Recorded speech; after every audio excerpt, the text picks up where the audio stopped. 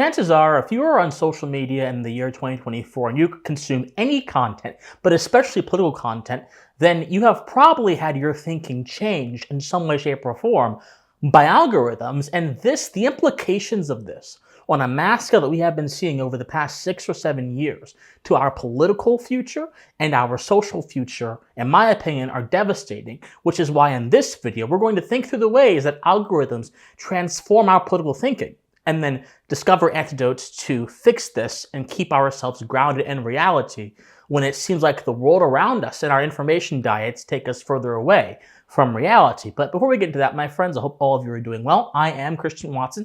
I am your host. If you enjoy political and social commentary with a philosophical bent, then I must implore you, please subscribe, like, share, comment, even if you disagree with me. Disagreement is a key to refine the mind and to entertain other ideas, and that is my project here. Now, on to the video. So, it's not a secret that the influence of platforms like Twitter, which is now X, or even here on YouTube or Rumble, wherever you're watching me, has risen. Their stock has risen over the past 6 or 7 years. Especially if you look at a longitudinal chart and you were to ask yourself, okay, what were the implications of social media and the electoral year 2012 versus 2016? That same chart is going to tell you that in 2016, social media became even more important than it was in 2012. But even in what I would say the old era of politics, like pre-2010s, I would probably say. I know it's kind of funny saying that since it wasn't that long ago, but compared to what we have now, it definitely is the old era. Social media still had some impact. I'm sure some of you remember Obama Girl, who is credited with basically handing the election over to Barack Obama and by galvanizing the youth, or the Obama phone lady, which is really the memory hold, a lady who justified her support for Obama through apparently getting handouts. Go. Obama! You got Obama phone? Yes, everybody in Cleveland, low minority, got Obama phone. Keep Obama in president, you know? He gave us a phone. He gave you a phone? Do more. How'd he give you a phone? You sign up if you on food stamps, you on Social Security, you got low income, you disability. I have a question. Okay, what's wrong with Romney again? Romney, he sucks. Okay, so these obviously are rudimentary and isolated incidences of social media's power, but these two instances are actually precursors of our current state today. Information comes at a breakneck speed, and it is impossible for the human mind to process every single thing that is given to us on a daily basis. This is especially worse if you have notifications turned on your phone, where you get news alerts almost every few minutes. It is totally and utterly impossible. And so if it's impossible for us to process information, then necessarily it's impossible for us to truly be able to interact with all of the information we are given. And this has a clear impact on our thinking. And this poses the problem of what I call algorithmic thinking. It is a danger, but it is a danger that is being exemplified in our current era. And I believe that it's fundamentally harming us, our ability as Americans, as Westerners, or wherever you are, to understand what's actually going on in the world. And so in order for us to dig into this problem, I have to first define this problem. So let's define it. Algorithmic thinking are the patterns of thought established by a mind that is shaped by the algorithmic processes that drive information in the digital age. Now, this is not just my own supposition. This has a lot of research around it. There is a brilliant author called Nicholas Carr who wrote in his book, The Shallows. He wrote a long chapter on how the digital world has impacted the minds of the youngest among us, those of my generation, Gen Z, and how their minds compare to the minds of those before them. And the popular conclusion that he made, which is shared by many other authors, is that social media and the internet has resulted in destroyed attention spans, which is one of the reasons why TikTok is such a popular platform. But it's also resulted in the inability to think about long-form concepts. So not only is your attention span destroyed, your ability to think at a higher level has also been limited or effectively destroyed by you being fed all this information. And these two things produce results that have chilling impacts for us in our current political culture. I think there are 3 examples of how this algorithmic thinking has wormed its way into our society. I think the first example is the uptick in youth leftism and the uptick in the influence of TikTok on our political discourse. Let's actually dig into this. So TikTok is one of the most popular apps because, number one, it's kind of generated this kind of culture around the 60-second soundbite. This kind of culture that is almost, I think, very easy to replicate, which is one of the reasons why I think it's so popular. But in it being so popular, it has also generated a kind of political culture as well that gives rise to voices that don't necessarily voice the most substantive opinions, but instead voice easy talking points that, if you already agree with them, are great and can be digested very easily. But if you don't agree with them, they can still sound compelling because they are simple enough. And if this kind of culture has the ability to be mass accessible, then this kind of culture necessarily has the ability to change minds. TikTok, unfortunately, is overwhelmingly left-wing in its political orientation. And in being overwhelmingly left-wing, it creates this kind of culture that produces sensibilities in the minds of the youth. Now, I'm not blaming TikTok for there being youth leftism. I think there are actually quite a few reasons why Gen Z is so leftist. I've done videos about this in the past.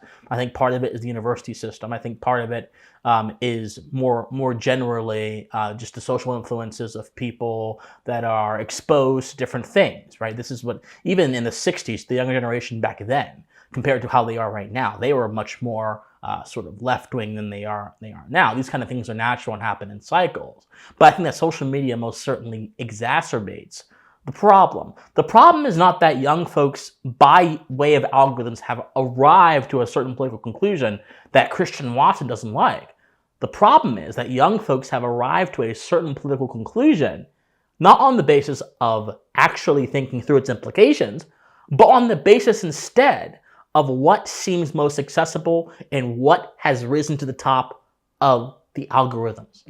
This is most certainly a problem because it then shows how easily our political culture can be manipulated by people who are able to hack into the algorithms or manipulate the algorithms to their own benefit.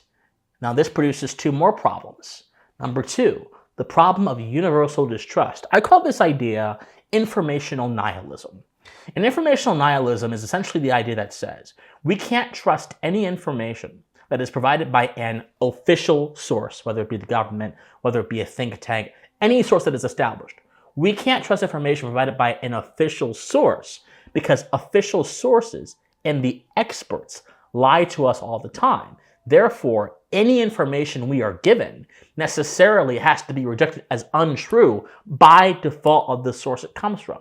Now, if you look at this philosophically, we call that the genetic fallacy, where you consider information based solely on where it came from and not on what it actually says. I encourage all of you to please avoid this. I don't care if it seems logical to you. I don't care if it seems intuitive to you. Please avoid this. It does not help you find the truth. It simply pushes you into a silo where your information diet, and I'm going to talk about that in a second, is not being fed very well. But it's understandable because it is true.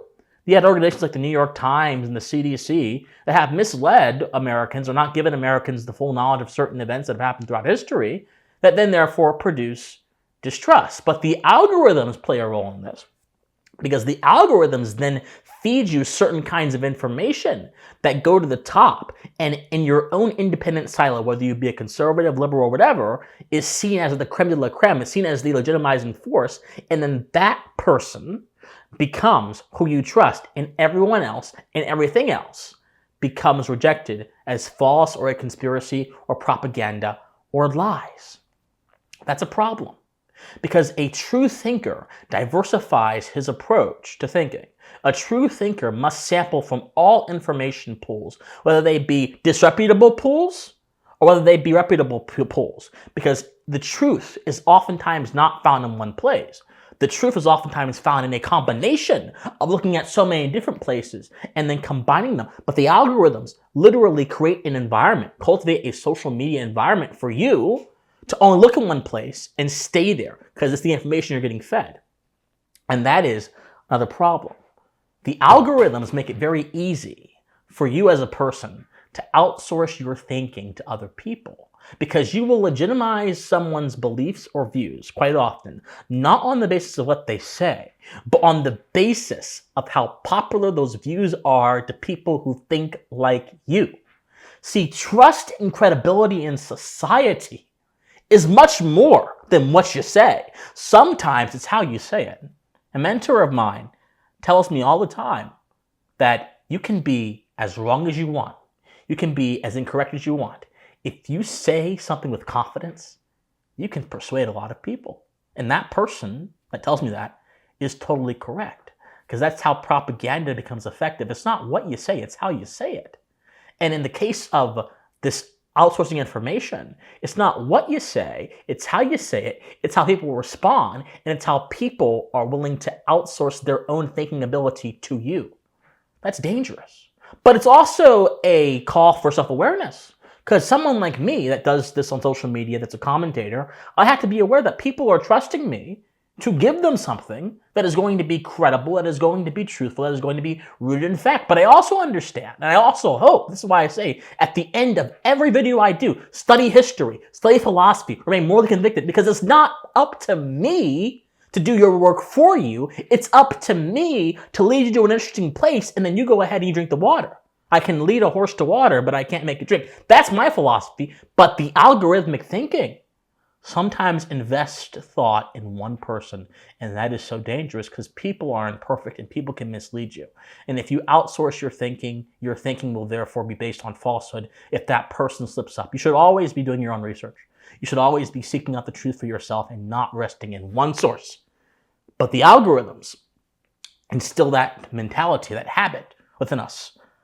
But then the third thing I think algorithmic thinking does to our society that's really dangerous is it degrades the terms of language that we use. It's a very common trope for conservative commentators or people on social media to react to Gen Z slang. There's words like Riz, right? Charisma, but it's called Riz, R-I-Z-Z. There's words like based. There's words like sus. All these different abbreviations and different terms that people in my generation use. They're quite foreign to me because I guess I just don't get it. But the point is, these are words that kind of tear down the necessity for us to speak at a high level. They tear down the necessity for us to speak at a high level and then compel us in social settings to speak at a level that is not even barely intelligible to anyone outside of that generation or anyone outside that culture. Every culture has their own sayings that will be unknown to people outside of it. But a culture that is mass disseminated and that actually happens to impact politics, because Gen Z is the most coveted demographic in politics for a reason, because we have the reach and the influence of social media and we have the ability to mobilize. Well, that when you pair a subculture with mass influence of politics, it now no longer is a problem of the subculture itself. It is now a problem that concerns societies. But the algorithms promote things that people engage with, and a lot of people engage with things that degrade the language. So we have so many different issues here posed by algorithmic thinking. But this does not mean we can't live in a world with algorithms. In fact, we should, in my opinion, live in a world with algorithms, because that's actually a pretty good way, a pretty unique way to get information and to engage with different sources of information if the algorithms are attuned for that.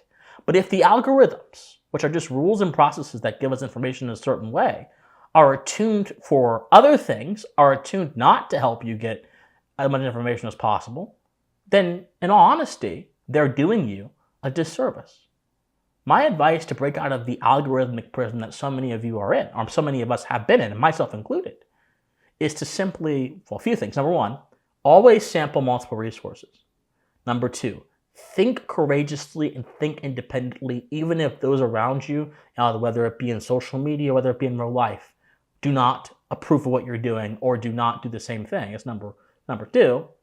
Number three, don't outsource your thinking to other people. Think for yourself. And number four, be willing to step outside the social media bubble and engage in actual literature. I'm looking around right now to see if I have a book or something that I can show you guys. That would be, yes, I do. So engage with actual literature. I'm not saying you have to always read physical hard copy books, But for example, this is one of my favorite books that I have, The Idea of Natural Law by Brian Tierney. Now look, I read a lot of articles. I read a lot of PDF white papers on the internet for my information. But nothing beats a book that has depth, that has breadth, that has the ability to really force you to engage outside of the digital bubble.